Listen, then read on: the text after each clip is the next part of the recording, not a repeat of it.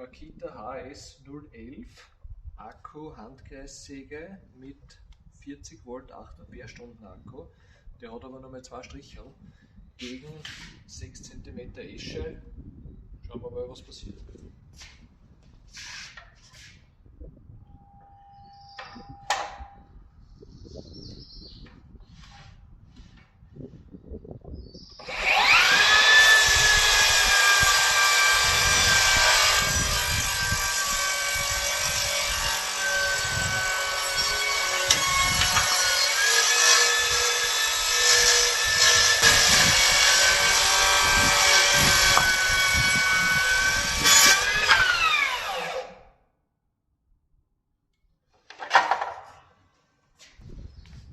Das ist durchgegangen wie Butter. Ich bin aber nur kurz hängen geblieben mit dem, weiß eigentlich gar nicht mit was, irgendwas, weil die Schiene da aufgeschnitten ist, bin ich hängen geblieben, aber sonst habt ihr es gesehen, ohne Probleme durchgegangen.